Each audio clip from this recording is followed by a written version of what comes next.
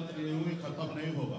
तो हम चुनाव आयोग को भी आगाह करना चाहते हैं कि आप बिहार और देश के रक्षा करने के लिए आप लोग हैं। हर एक मतदाता अपनी मत देकर सरकार चुनने का काम करते हैं, और ऐसे जगह पे अगर आप बीजेपी के कहने से काम करेंगे तो ये लोकतंत्र कहाँ है। इससे अच्छा तो बीजेपी मोदी जी को देश में इमरजेंसी लागू कर देना चाहिए। देश के नागरिक के लाखों करोड़ों अरबों रुपया खर्च हो रहा है चुनाव में, और सिर्फ चुनाव में इसलिए खर्च हो रहा है कि सरकार अच्छे चुने। देश के जनता जो है मालिक है, और उस जगह पे इस तरीके से काम किया जा रहा है। आज मैं आपके माध्यम से बिहार में जितने भी हमारे अति पिछड़ा दलित, जितने भी हमारे जनप्रतिनिधि हैं, चाहे वो मुखिया है या वार्ड सदस्य है या जिला परिषद सदस्य है या जितने भी जनप्रतिनिधि हैं, उनसे भी मैं आग्रह कर रहा हूँ कि आप लोग भी सचेत होइए, क्योंकि ठीक विधानसभा चुनाव के बाद जनप्रतिनिधि का चुनाव होना है, पंचायत का चुनाव होना है। और अगर आज टाइटल देखकर, नाम देखकर अगर वोटर लिस्ट से नाम काटा जा रहा है तो फिर आपका क्या होगा। तो इसलिए आप भी इस पे ध्यान रखिए, गंभीर होइए। और अभी हमें तो बीएलओ पे ही भरोसा है कि उचित निर्णय वो लोग गांव में करेंगे। जो लोग नागरिक है इस देश के, राज्य के, उनका सही से नाम जोड़ने का काम वो करेंगे। तो यही हम लोगों का है कि आने वाला समय में मजबूती से लड़ाई लड़ेंगे, और हम तमाम हमारे राज्य के जितने भी जनप्रतिनिधि हैं, मुखिया हो, वार्ड सदस्य हो, सरपंच हो, जिला परिषद सदस्य हो, आप लोग मजबूती से इसको देखिए और एक एक वोट अपने लोगों को जोड़ाने का काम कीजिए। अभी तक तो जिस तरीके से हम लोगों ने बिहार में लड़ाई लड़ रहे हैं, चुनाव आयोग तो कान पे भी लू नहीं रह रहा है। तो इसलिए आने वाला समय में हम लोग और इसकी लड़ाई लड़ेंगे। अभी ये लोग 25 तारीख को ये अपनी सूची जमा करें और बताएं कि किनका नाम कटा, क्यों कटा। अगर आप किसी का नाम काट रहे हैं तो आप उनको बताइए, हमको भी बताइए एज ए विपक्ष के नाते। और दूसरा, आप जिनका काट रहे हैं उनको भी लेटर भेजिए, उनके घर पर एक डॉक्यूमेंट के तहत उनका जवाब दीजिए कि आप उनका वोट क्यों काट रहे हैं। आज मान लीजिए कोई अमेरिका में है, कोई बम्बई में है, कोई दिल्ली में है, किसी कारण ये नहीं हो रहा तो उसका नागरिकता समाप्त कर लीजिएगा। ये तो कहीं से सही नहीं है। आपका काम है कि ज्यादा से ज्यादा वोटर लिस्ट को जोड़ना। और मैं हमारे राज्य के सभी नागरिक से भी आग्रह करूंगा कि ऐसे समय में विपक्ष का आप लोग साथ दीजिए, लोकतंत्र को जिंदा रखिए। विपक्ष जो है वो आपका आवाज है, और हम लोगों का आवाज बनकर आप लोग हमारी मदद कीजिए। तमाम हमारे बिहार के सभी नागरिक से आग्रह है। बहुत बहुत धन्यवाद। जितेंद्र, इनके बाद अभी सम्मानित नेता प्रतिपक्ष और महागठबंधन के नेताओं ने अपनी बात को रखा है। मुझे इस मौके पर एक बात याद आ रही है। दुनिया के बहुत बड़े कवि एक तानाशाह के बारे में कविता लिखते हुए बोलते हैं कि जनता जो है हमारे खांचे में ढलने से मना कर दिया है, इसलिए जनता को ही भंग कर दो। तो ये मुझे लगता है कि मोदी साहब के तिक्रमों से बिहार के लोगों ने उसको नकारने का काम किया है, और ये सरकार डर गई है। इसलिए बिहार में मतदाता सूची को एक बेतरतीब ढंग से बदल देने की पूरी कोशिश चल रही है। ये सरकार की हार की निशानी है। अभी महागठबंधन की ओर से गांव-गांव में, हर बूथ पर, हर टोला में घर घर अभियान चल रहा है, और जगह जगह से मैं सीवान से लौट करके आ रहा हूँ। 12 बजे रात में मैं लौट करके आया, और मैंने जो रिपोर्ट ली है, किसी भी बूथ पर 40%, 50%, 54% से ज्यादा अभी तक गन्ना फॉर्म आयोग एक फर्जी आंकड़ेबाजी कर रही है। तो ये एक बहुत ही मुझे लगता है कि खतरा की घंटी है। और हमारे नेता प्रतिपक्ष जी ने कहा कि इस मसले को हम लोग दिल्ली में भी बड़े स्तर पर उठाएंगे। एक बात जो मैं जोर देकर के कहना चाहूंगा कि बिहार के लिए प्रवासी मजदूर और प्रवासी बिहारी बिहार की अर्थव्यवस्था के रीढ़ हैं, और इस के नाम पर प्रवासी बिहारियों को, प्रवासी मजदूरों को छापने की एक बड़ी मुहिम चल रही है। इसको लेकर के भी इंडिया अलायंस के लोगों की दिल्ली में जो बैठक होगी तो पूरे देश में भी इसको लेकर के मजबूत अभियान हम लोग चलाएंगे। ट्रेड यूनियन संगठनों की ओर से हम लोगों ने इस दिशा में अपनी पहलकदमी तेज कर दिया है। हम सब लोग मिलकर के एक एक वोटर अधिकार की रक्षा करेंगे और तानाशाही की किसी भी कदम को हम बिहार में मजबूत नहीं होने देंगे। धन्यवाद। सीपीआई से निकलता जी।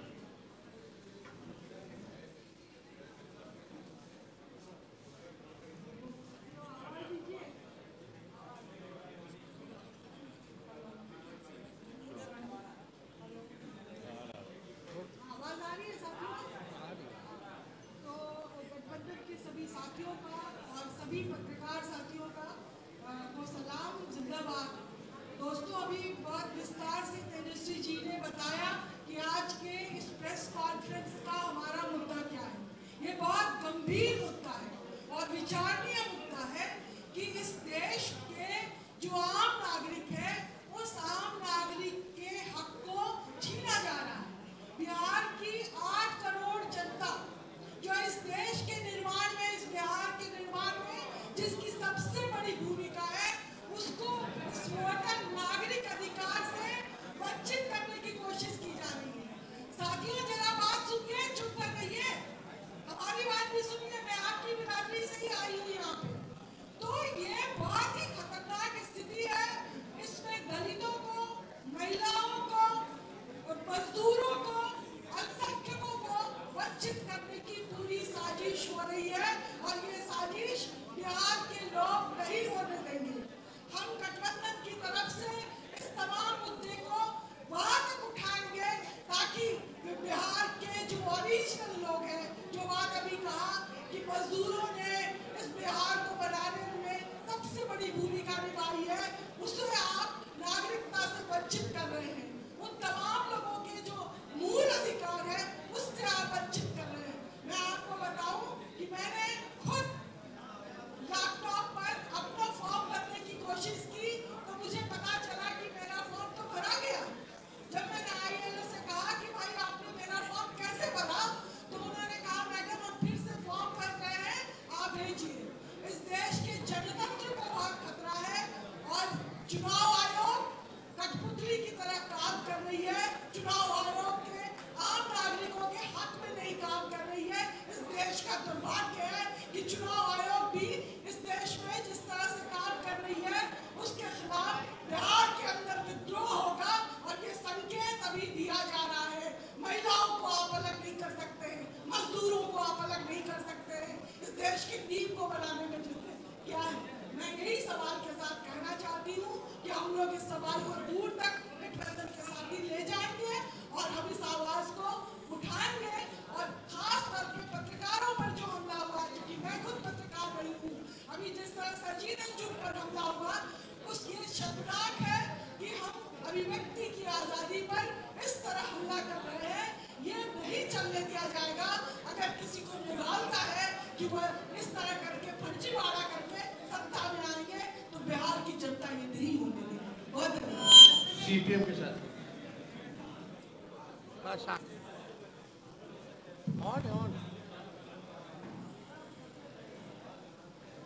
बिहार के अपोजिशन के लीडर और अपोजिशन कमेटी के अध्यक्ष तेजस्वी जी और तमाम महागठबंधन के संगठन से जुड़े नेतागण, पत्रकार साथियों, विस्तार से सभी मुद्दों पर हमारे साथियों ने आपका ध्यान खींचा है और आपके माध्यम से हम आम जनता के बीच जा रहे हैं। ये पहले दिन से ही हम लोग इस बात के लिए पूरे राज्य की जनता को, यहाँ के जो जनतांत्रिक शक्तियाँ हैं, सबको इस बात के लिए आगाह कर रहे हैं कि ये भाजपा की बड़ी साजिश है, क्योंकि बिहार अभी तक उनके हाथ में नहीं आया। बड़ी कोशिश उन्होंने की है, लेकिन बिहार उनके हाथ में आया नहीं और इसीलिए अब ये साजिश हो रही है। और आप देखिए कि जो भी हमारे जो कॉन्स्टिट्यूशनल जितने भी बॉडी हैं, उसको उन्होंने किस तरह से अंदर से खोखला बनाया, उसकी जो ऑटोनॉमी है, स्वायत्तता है, उसको किस तरह से खत्म किया। सारी बातें स्पष्ट हैं। आप इलेक्शन कमीशन का गठन देखिए, उसमें जो पहले था कि भाई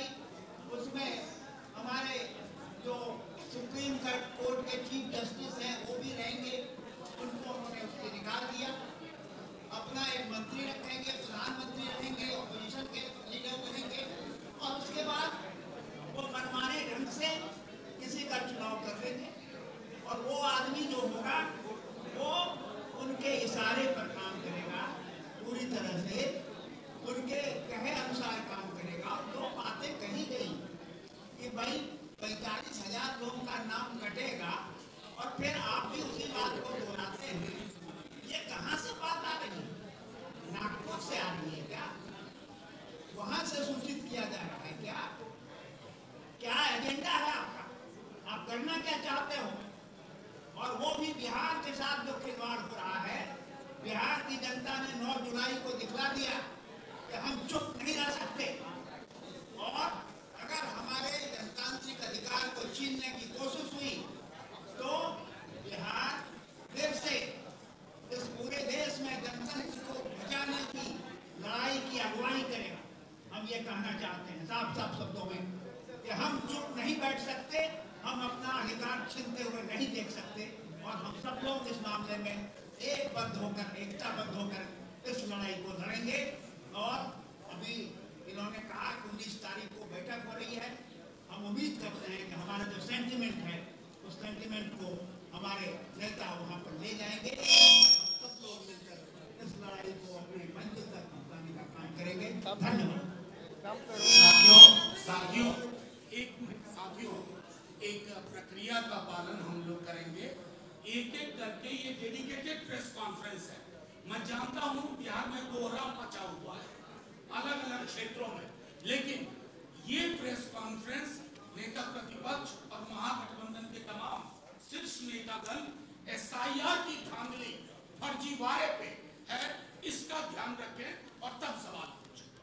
सवाल ये है कि हॉस्पिटल में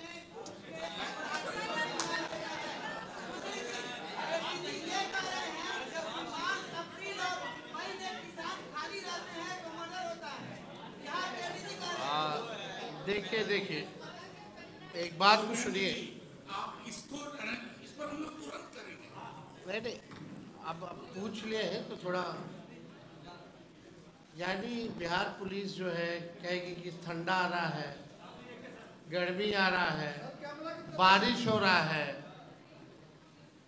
तो अपने से पल्ला झाड़ लेगी कि भाई बारिश हो रहा है इसलिए अपराध जो बढ़ रहा है, तो आप छुट्टी ले लीजिए,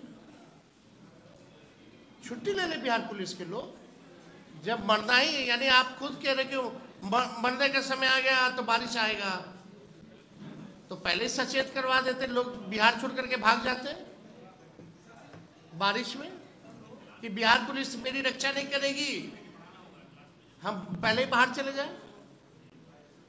आज 12 बजे तक 5 हत्याएं हो गई हैं। पटना के पारस हॉस्पिटल में, दानापुर में, सासाराम में, खगड़िया में, मधेपुरा में 5 हत्याएं आज 12 बजे तक हो गई हैं। तो हम पहले कह रहे हैं ना, क्रिमिनल डिसऑर्डर हो चुका है पूरा लॉ एंड ऑर्डर का।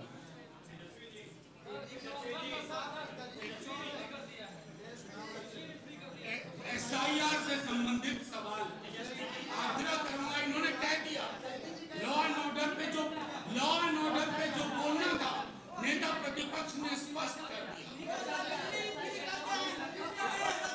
आप एक मिनट, यानी आप लोगों किसके लिए फ्री किया है? SIR में वोटर देने का अधिकार छीना जा रहा है, इस पे चर्चा नहीं कर रहे हैं। जब वोटर ही नहीं रहेगा, यानी देश का नागरिक नहीं रहेगा, तो उसको क्या लाभ मिलेगा? पेंशन नहीं मिलेगा, कुछ नहीं मिलेगा, पहली बार। और नकलची सरकार है, नकल करने दीजिए भाई, लोगों का भला तो हो रहा है ना तेजस्वी की आवाज उठाने से। ले जाए सारा श्रेय, उठा करके हम लोग भर देंगे उनके झोली में। क्या मतलब है? बात यह है कि 19 तारीख को महत्वपूर्ण बैठक इंडिया अलायंस के लोगों का कामराज मार्ग में खड़गे जी के आवास पर होने जा रहा है, और हम लोग पूरे विपक्ष के लोग मजबूती के साथ इलेक्शन कमीशन और बीजेपी की तानाशाही नहीं होने देंगे। उनकी जो दादागिरी है नहीं होने दिया जाएगा। लोकतंत्र को खत्म हम लोग नहीं होने देंगे। जो लोग भी प्रयास कर रहे हैं लोकतंत्र को खत्म करने का, आप समझ जाइए आप कितने दिन पद पे रहिएगा। सवाल ये है, ज्ञानेश कुमार को आप पहली बार ज्ञानेश गुप्ता को 5 सालों अमित शाह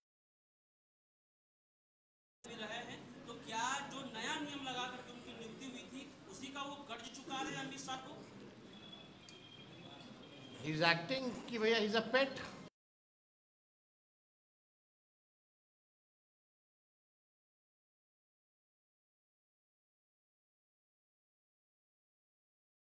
रिटायरमेंट के बाद भी बहुत लोग तो बन ही ना जाता है गवर्नर ववर्नर।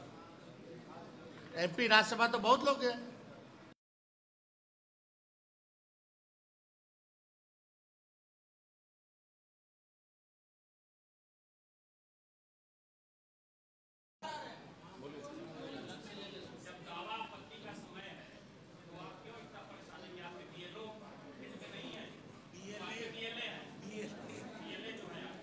अच्छा, जिनके जो भी